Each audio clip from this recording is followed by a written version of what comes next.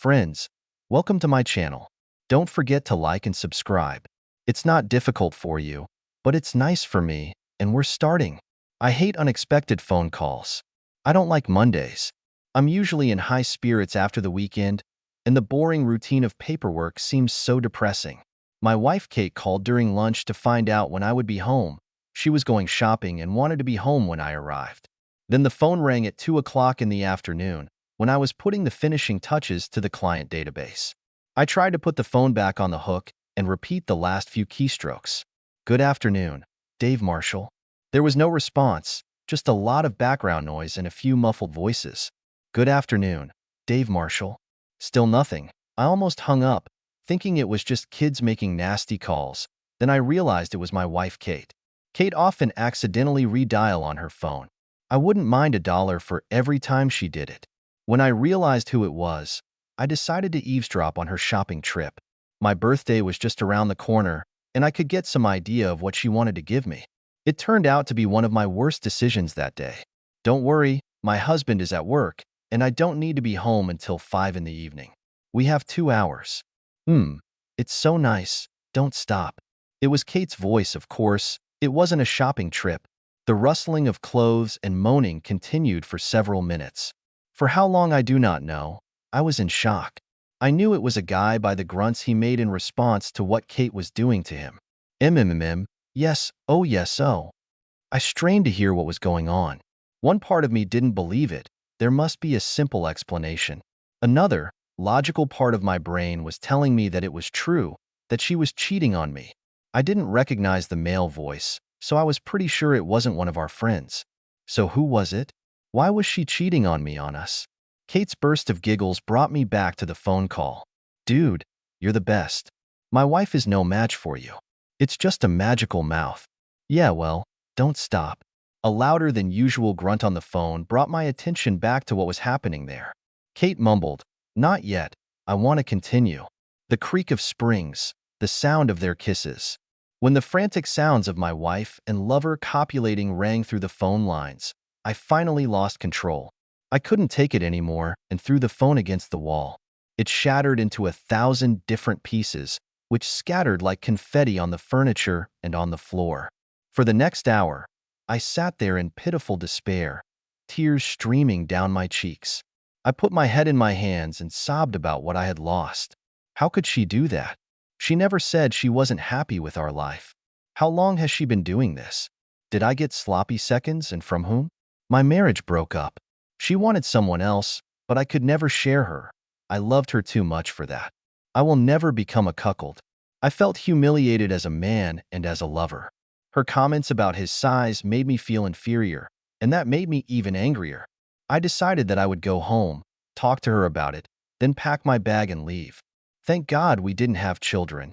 We hadn't been married long enough to get a lot of stuff, so it wasn't hard for me to pack up. The house was rented, and the furniture mostly belonged to her. My heart was broken from what I had lost, but I knew I had to be strong to stand up. I steeled myself, then cleared my desk, preparing to leave.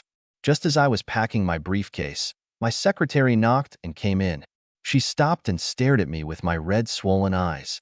Looking around the room, her gaze stopped at the broken phone. Concern and concern flashed across her face before she continued what she had come for. "Dave, are you all right? Can I get you anything?" Shaking my head, I whispered, "No, I'm fine. I'm leaving a little early today. I have some private matters to settle." "Okay, before you leave, talk to your wife on the phone in my office. She couldn't reach you on your personal line." She looked at the broken phone again, scattered in tiny pieces on the red carpet. My wife. I don't want to talk to her. My voice rose 2 levels as my anger surfaced. "Tell her I'll see her later." The poor woman looked as if she had swallowed something vile, considering my angry response. "I'm sorry," she said. "You'd say that, but I have to tell her it's urgent, and that if you don't answer the phone, don't bother coming home." This cheating fool demanded that I talk to her. Well, I will, but on my terms. I'll let her know soon that she's going to be the one on the ears, not me. Rushing past the secretary, I grabbed her phone and pressed the flashing red button on the second line. "What the hell is this shit?" "Dave, just calm down and listen, and I'll explain everything."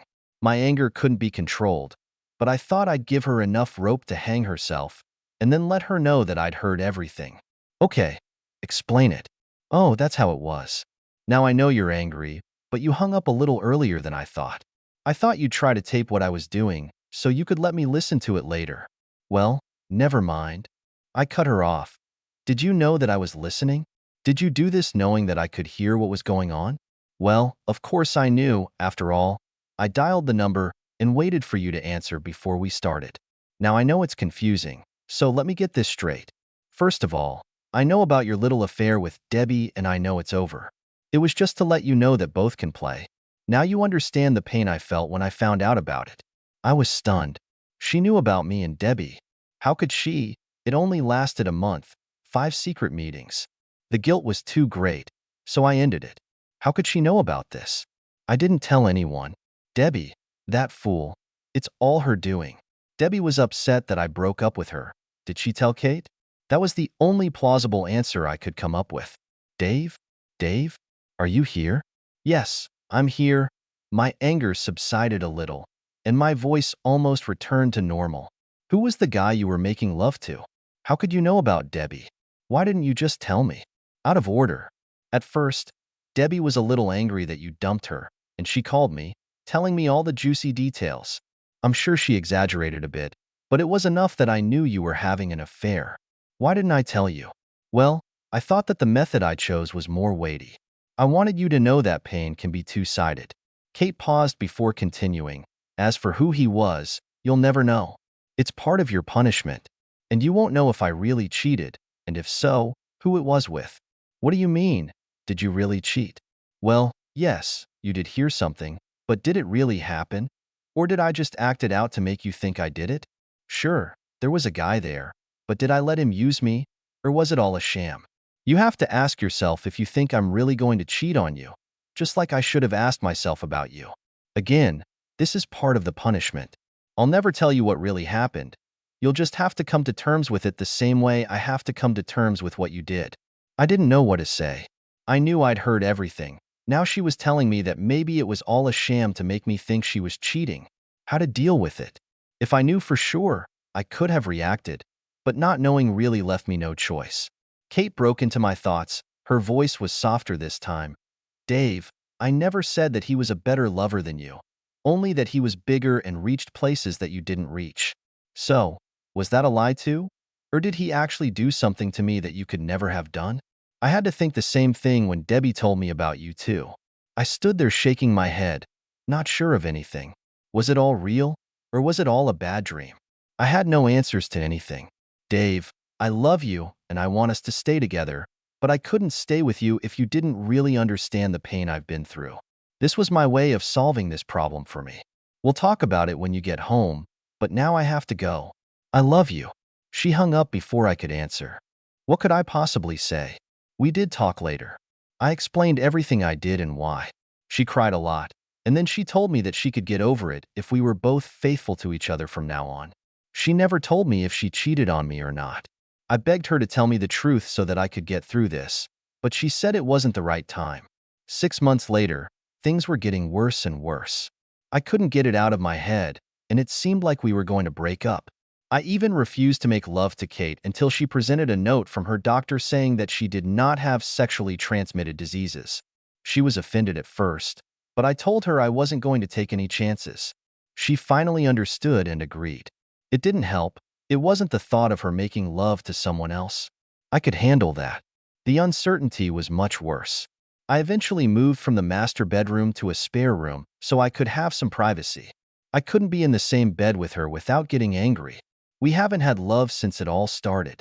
Every time I got up, I had a picture in my head of her making love to him, and it all happened again. Kate was desperate, but she still didn't tell me. As a last resort, we both attended a consultation. During the first session, the consultant convinced Kate that if we were going to work on this, she would have to tell me the truth. As he put it, it was a cruel and unfair punishment. I know it hurt her to admit that she really made love to a fool, but it gave me the closure I needed. She didn't tell me who it was, only that I didn't know him and he hadn't met me. Dave, if I tell you who it was, I know you'll go looking for him. You're damn right. I'm going to go look for this asshole, and when I find him, he's going to regret ever making love. The main thing that surprised me was how guilty Kate felt about her revenge and how much she hurt me. This, more than anything else, convinced me that we would eventually overcome this obstacle. We really moved on and stayed together, eventually returning to a more normal marriage. I'm more attentive to Kate these days, and we spend more time together. She says it's because I don't trust her, but we both know it's because we don't want to risk losing each other. I had one ace up my sleeve that Kate didn't know about. She told me that I didn't know him and that he had never met me. That gave me my first clue as to who this asshole might be. It had to be someone who knew Kate was married and knew about me, but hadn't met me. I knew all her friends, and she knew mine, so it wasn't one of them. My next investigation led me to her workplace. Maybe it was someone she worked with. I had a business acquaintance who worked at the same firm as Kate, a guy I helped several times. He owed me, so I asked him to see if he could pick up some gossip about her and another guy unnoticed. 2 weeks later, he returned with an answer. George, one of the sales representatives, had a reputation as a ladies' man, and he hung around Kate. Finally, she yelled at him something about leaving her alone and that this would never happen again. She did something stupid, but she wanted to save her marriage, not have an affair. You know, Dave, if it was anyone else, I probably wouldn't tell you. But this asshole really pisses me off. He ruined several good marriages and didn't give a damn about the people he was hurting. I knew that if I did anything, it would come back to me, and Kate would never forgive herself and me, so I swelled up for a long time. All this time, I've been watching this asshole closely and waiting for my chance. I took the opportunity to get back at Debbie a little bit. Good things come to those who wait, and things couldn't have turned out better. To make my revenge even sweeter, it was just the 3rd anniversary of the phone call when it finally happened. While I waited, hidden by the hibiscus bushes that grew along the driveway to the luxurious 2-story house, it was dark and cold. It was the home of his last mistress and her unsuspecting husband. He was having an affair with the wife of one of his firm's partners, and that made him vulnerable. I knew I was completely safe. He had never met me, plus I put on a balaclava to hide my face. The cold penetrated me. To distract myself, I replayed the plan in my head. Wait until he passes me on the way to his car parked on the street. Quickly get out and grab his shoulder. Turn him around, then hit him once in the stomach and again in the face. After that, everything will depend on his reaction. I felt a piece of crumpled paper in my jacket pocket, which convinced me that everything was in order. The anger never really left me, and just thinking about that jerk rekindled that anger. At least it warmed me up, banishing the cold. The partner was at a late meeting and returned home to find George beaten, bleeding and tied up in the driveway. A printed note pinned to his shirt told about George's affair with his wife and several other women, about all the affairs the bastard had had over the past year, and they were all named by name. I stuffed all the clothes and shoes I was wearing into 5 different trash cans on the other side of town. George was out of a job. The police had a lot of suspects among the husbands of other women, but they didn't get to me. It got into the daily newspapers with pictures of him being put in an ambulance. It's impossible to keep something like this a secret, and with all this publicity, his wife found out about everything and divorced him. Kate was silent all week, but eventually she told me about what happened to George. I asked her if this was the guy she was messing with, and she finally admitted that it was him. Serves the bastard right. It's a pity I didn't do it. Well, I'm glad it wasn't you. I wouldn't want to lose you now that we've finally figured it out. Kate curled up next to me and kissed me gently on the lips. I smiled. One part of the smile was for her, the other for the secret I was keeping. I screwed up big time and I paid for it. I finally paid off. Now I could move on with my life.